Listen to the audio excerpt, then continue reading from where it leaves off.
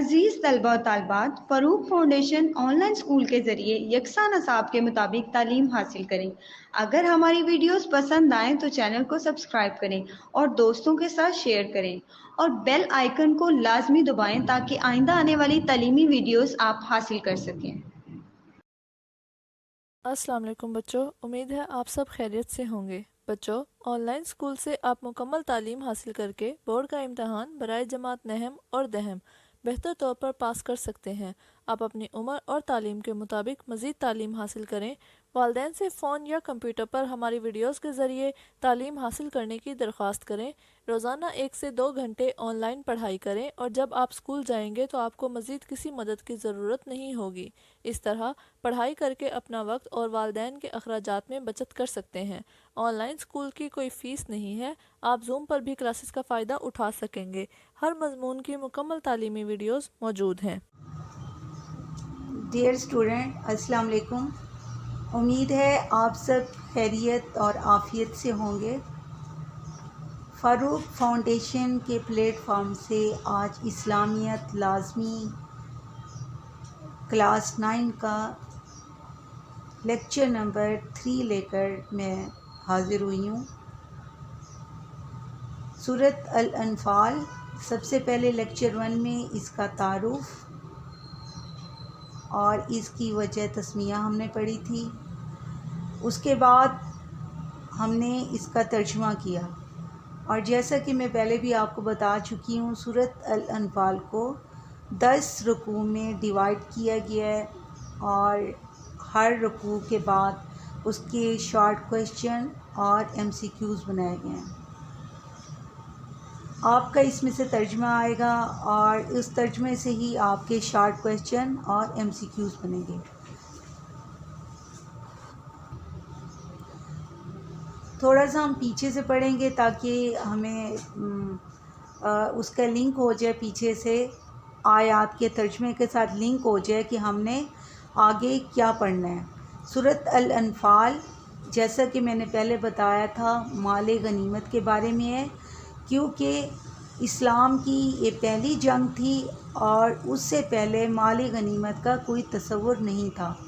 مال غنیمت میں نے آپ کو بتایا تھا کہ جنگ جیتنے کے بعد ہارنے والے لوگوں کا جو مال، ہارنے والی قوم کا جو مال ہاتھ آتا ہے اس کو مال غنیمت کہتے ہیں۔ اس سے پہلے ایسا ہوتا تھا کہ جس کے ہاتھ بھی جنگ کا وہ مال ہاتھ لگ جاتا تو وہ اس کو اپنے قبضے میں لے لیتے تھے، اور یہ اسلام کی چونکہ پہلی جنگ تھی اس لیے اس میں مسلمانوں کو فتح ہوئی، اور اب پتہ نہیں چل رہا تھا کہ یہ مال کیسے تقسیم کیا جائے۔ اس موقع پر یہ سورۃ الانفال کا نزول ہوا، اور اس میں اللہ تعالیٰ نے آپ صلی اللہ علیہ وآلہ وسلم کو اختیار دیا کہ مال غنیمت جیسے چاہیں تقسیم کریں، یہ مال اللہ کا اور اللہ کے رسول کا ہے، اس لیے اس کا نام سورۃ الانفال ہے۔ اس سے پہلے یہ نہیں تھا۔ اب ہم شروع کرتے ہیں۔ اعوذ باللہ من الشیطان الرجیم، بسم اللہ الرحمن الرحیم۔ رب زدنی علما، اے اللہ میرے علم میں اضافہ فرما، علما نافعا و عملا صالحا، اے اللہ مجھے نیک عمل کرنے کی توفیق عطا فرما اور صالح عمل کرنے کی، آمین۔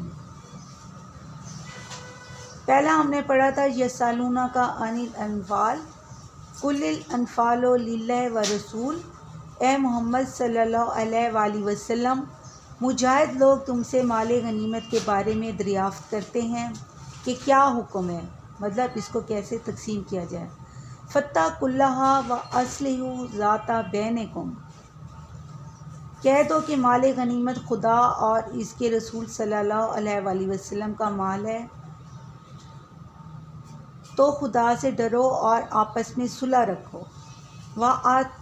وَأَطِیعُوا اللَّهَ وَرَسُولَهُ إِن كُنتُم مُؤْمِنِینَ، اور اگر ایمان رکھتے ہو تو خدا اور اس کے رسول صلی اللہ علیہ وآلہ وسلم کے حکم پر چلو۔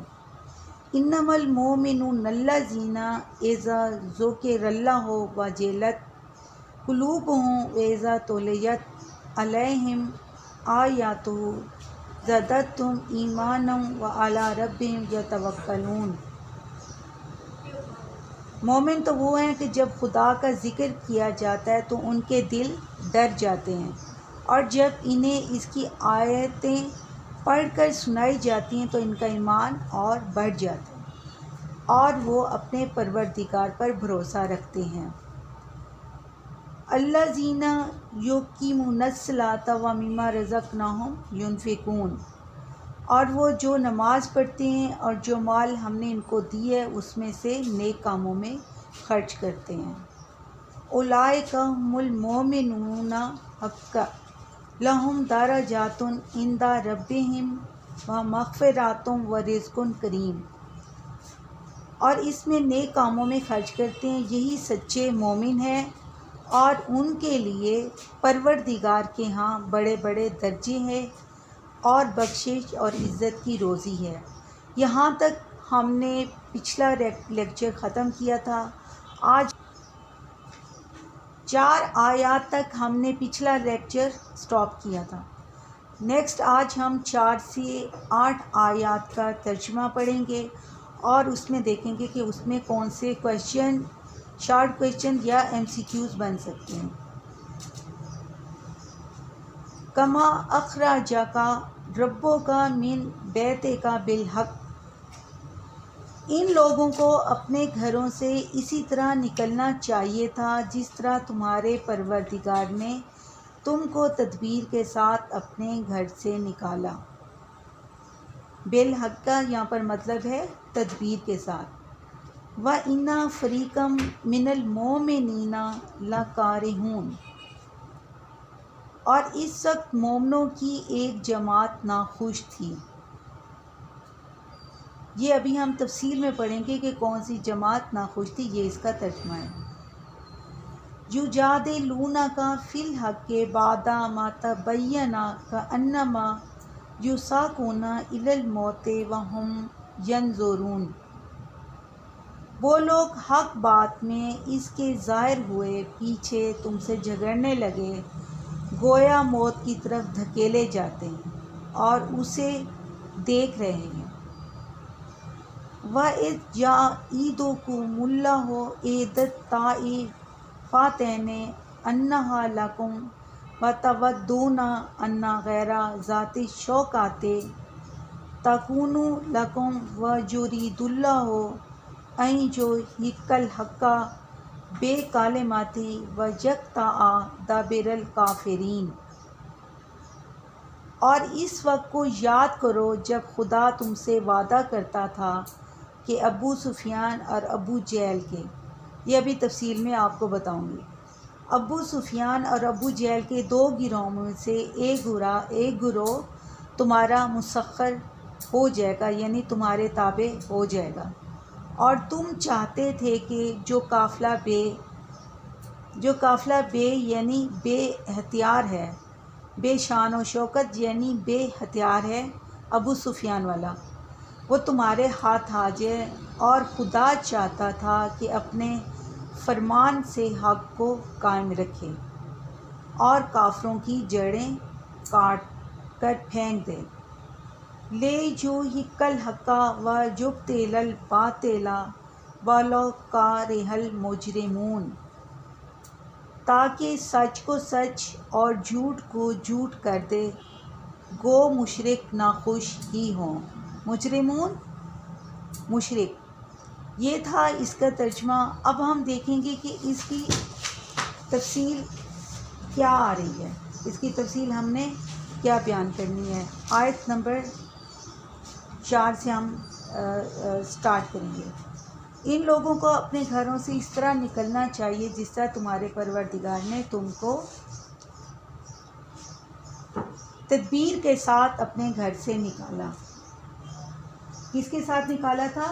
تدبیر کے ساتھ اپنے گھر سے نکالا۔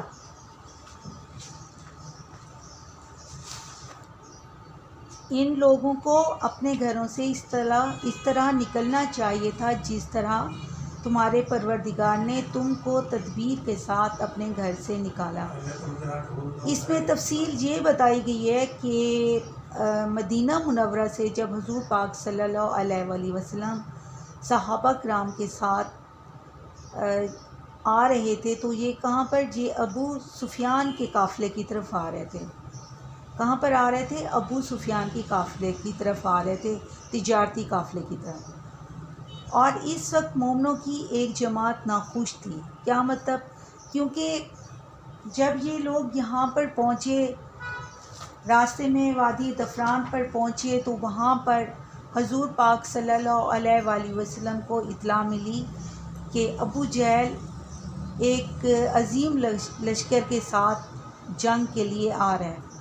اور جیسا کہ میں نے پہلے آپ کو بتایا تھا کہ ابو جہل اس لشکر کے ساتھ کیوں آ رہا تھا، کیونکہ جب ابو سفیان کا قافلہ شام سے تجارتی مال لے کر واپس مکہ کی طرف آ رہا تھا تو اس میں سارا تجارتی مال تھا، تو راستے میں ہی مدینہ منورہ بھی آتا تھا، تو ابو سفیان نے اپنے آدمی کو بھیجا مکہ میں کہ ہمیں خطرہ ہے کہ ہمارا قافلہ راستے میں لوٹ نہ لیا جائے۔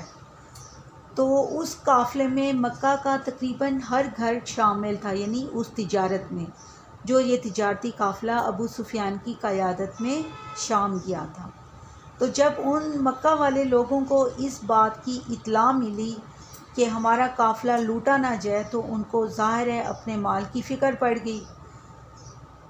تو اس وقت ابو جہل جو ہے اس کو تو ویسے ہی مسلمانوں سے دشمنی تھی، تو اس نے کہا کہ یہ بہترین موقع ہے کہ ہم اپنے مال بچانے کی وجہ سے جائیں گے اور مسلمانوں کے ساتھ لڑائی جھگڑا کریں گے۔ اور وہ اس نے ساتھیوں کو تیار کیا۔ اس وقت تقریباً 1000 کا جو لشکر ہے وہ ابو جہل کا تیار ہو گیا، اور وہ جنگ کی نیت سے ہی نکلے تھے۔ ان کی نیت یہ تھی کہ تھوڑے سے مسلمان ہیں، اب ان کو ہم ختم کر دیں گے تاکہ یہ لوگ نہ رہیں۔ ڈیئر اسٹوڈنٹس، آپ کو پتہ ہونا چاہیے کہ مکہ میں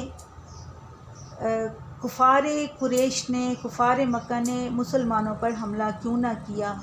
اس لیے نہیں کیا کہ اس وقت یہ سمجھتے تھے کہ مسلمان نماز پڑھ لیں گے، بس اللہ کی عبادت کر لیں گے، ان کا جو نظام ہے یہ ان کا نہیں ہے، نظام ہم اپنا چلائیں گے۔ لیکن جب مسلمان مدینہ آئے تو حضور پاک صلی اللہ علیہ وآلہ وسلم نے وہاں پر نظام بھی نافذ کر دیا، آہستہ آہستہ۔ ظاہر سی بات ہے پھر نظام بھی آہستہ آہستہ نافذ ہونا شروع ہو گیا۔ تو تب کفار کے ذہنوں میں یہ باتیں بھی آئیں کہ یہ جب نظام ظاہر ہو گیا تو اس کا مطلب ہے اب ہم کچھ نہیں کر سکتے، تو بہتر ہے کہ ان مسلمانوں کو ختم کر دیا جائے۔ اور اس وقت مومنوں کی ایک جماعت ناخوش تھی۔ وہ لوگ حق بات میں اس کے ظاہر ہوئے پیچھے تم سے جھگڑنے لگے، گویا موت کی طرف دھکیلے جاتے ہیں اور اسے دیکھ رہے ہیں۔ اس کا کیا مطلب ہوا؟ اس کا مطلب یہ ہے کہ اس میں ایک جماعت، یعنی وہ تمام مومنین تھے، اس وقت جب وہ مدینہ منورہ سے روانہ ہوئے تو اس وقت وہ ابو سفیان کے قافلے کی وجہ سے روانہ ہوئے تھے کہ یہ تجارتی مال کا قافلہ ہے، اس سے کچھ سامان وغیرہ مطلب ہم لے لیں گے اور جو مسلمانوں کے کام آئے گا۔ اور اس وقت اتنے بڑے تجارتی قافلے کی حفاظت کے لیے جو لوگ مقرر تھے وہ بھی صرف 30-40 تھے، اور ان کے پاس بھی بہت زیادہ ہتھیار نہیں تھے۔ لیکن اب جب وہ راستے میں آئے اور ان کو پتہ چلا کہ ابو سفیان جو ہے وہ تقریباً 1000 کا لشکر لے کر، اور جو اس کے ساتھ لوگ ہیں وہ بھی مطلب جنگ کے ماہر ہیں، اور ساز و سامان بھی ہے، اسلحہ بھی ہے، اور وہ جنگ کی نیت سے آئے ہیں، اور یہ لوگ تو خالی ہاتھ تھے، اور بہت سے لوگوں کے پاس اونٹ بھی نہیں تھے، گھوڑے بھی نہیں تھے، پیدل تھے۔ تو اب آپ سوچیں کہ ایک طرف پورا اسلحہ وہ لوگ لیس ہوں جنگ کی نیت سے، اور دوسری طرف بالکل اچانک وہ لوگ ہوں جو راستے میں آ رہے ہوں اور اچانک ان کے ساتھ جنگ کرنی پڑ جائے، تو اس وقت ان کے ذہنوں میں جنگ ظاہر ہے نہیں ہوتی۔ جنگ تو اس وقت ہوتی ہے جب دونوں طرف سے یہ ہوتا ہے۔ تو اس مومنین کی ایک جماعت کے ذہن میں یہ بات آئی، یعنی مومنوں کی ایک جماعت ناخوش تھی، ان کے ذہن میں یہ بات آئی کہ ہم لوگ تو جنگ کے لیے نہیں آئے، تو اب ہم سیدھا سیدھا جو جنگ لڑیں گے، ہمارے ہاتھ میں تو کچھ بھی نہیں ہے، کچھ ایک ہتھیار بھی لڑائی کے نہیں ہے، تو ہم کیسے لڑیں گے۔ اس وقت وہ ناخوش ہوئے اور وہ یہ سمجھ رہے تھے کہ گویا وہ اپنی موت کو سامنے دیکھ رہے ہیں، یعنی اگلے کے پاس اسلحہ ہے، وہ ہمیں فوراً مار ڈالے گا۔ اور اس وقت کو یاد کرو جب خدا تم سے وعدہ کرتا تھا کہ ابو سفیان اور ابو جہل، یہ اب دو گروہ ہو گئے نا۔ ابو سفیان کا وہ گروہ تھا جس میں مال تجارت تھا اور وہ تجارت کر کے مکہ جا رہے تھے، اور ابو جہل کا وہ گروہ تھا جس میں اسلحہ بردار لوگ تھے اور وہ جنگ کی نیت سے آ رہے تھے کہ مسلمانوں کو وہ ختم کر دیں گے۔ اور اللہ تعالیٰ فرماتا ہے کہ میں نے کہا، میں نے تم سے وعدہ کیا کہ دو گروہ میں سے ایک گروہ تمہارا مسخر ہو جائے گا، یعنی تمہارے انڈر ہو جائے گا، تمہارے مطیع ہو جائے گا، تم سے ہار جائے گا۔ اور ان دونوں گروہوں میں سے، یعنی ابو جہل کا اور ابو سفیان کا، اس وقت تک مسلمانوں کو پتہ نہیں تھا کہ کون سا گروہ جو ہے وہ مطیع ہو جائے گا۔ اور تم چاہتے تھے کہ جو قافلہ بے شان و شوکت اس سے کون سا آ رہا تھا؟ ابو سفیان کا، یعنی بے ہتھیار، اس کے پاس تو ہتھیار نہیں تھے، وہ جنگ کی وجہ سے یہ قافلہ نہیں آ رہا تھا۔ کس کا قافلہ؟ ابو سفیان کا۔ اس وقت یہ دو گروہ بن گئے، ابو سفیان کا گروہ اور ابو جہل کا گروہ۔ ابو سفیان کا جو گروہ تھا وہ بے شان و شوکت، بے ہتھیار تھا، مطلب اس میں صرف کیا تھا؟ انتہائی مال تھا جو وہ بہت زیادہ تجارت میں کما کر واپس مکہ مکرمہ جا رہے تھے۔ اور ظاہر ہے اس وقت مسلمانوں کی نیت بھی یہی تھی جب وہ مدینہ منورہ سے آئے تھے کہ یہ قافلہ ان کے ہاتھ لگ جائے، وہ تمہارے ہاتھ آ جائے، یعنی اللہ تعالیٰ فرما رہا ہے کہ تمہاری یہ نیت تھی کہ یہ قافلہ تمہارے ہاتھ آ جائے۔ اور خدا چاہتا تھا کہ اپنے فرمان سے حق کو قائم رکھے۔ حق کو قائم رکھے کیا مطلب؟ مسلمانوں کا بول بالا ہو جائے۔ اللہ تعالیٰ یہ چاہتا تھا کہ مسلمانوں کا بول بالا ہو جائے، کیونکہ اگر تجارتی مال والے قافلے کو مسلمان لے لیتے تو اس سے حق کا بول بالا نہ ہوتا۔ اور اپنے فرمان سے حق کو قائم رکھے اور کافروں کی جڑ کاٹ کر پھینک دے۔ اور کافر اس وقت اگر ہار جاتے تو کیا ہوتی؟ ان کی جڑ ختم ہو جاتی، کیونکہ مسلمان نہتے اور کافر جو تھے وہ اسلحہ سے لیس تھے، تاکہ سچ کو سچ اور جھوٹ کو جھوٹ کر دے، گو مشرک ناخوش ہوں۔ تاکہ اللہ تعالیٰ چاہتا تھا کہ کفار جو ہیں وہ ہار جائیں اور مسلمان جیت جائیں، اس سے چاہے مشرک جو ہیں وہ ناخوش ہی کیوں نہ ہو۔ انشاءاللہ نیکسٹ ہم 8 سے 10 تک کریں گے، اور اس کے بعد ہم اس میں MCQs کے آنسر اور شارٹ کویشچن اور لانگ کویشچن، شارٹ کویشچن کے آنسر بھی یاد کریں گے۔ امید ہے آپ کو لیکچر پسند آیا ہوگا۔ انشاءاللہ نیکسٹ ملاقات نیکسٹ لیکچر میں ہوگی۔ اللہ حافظ۔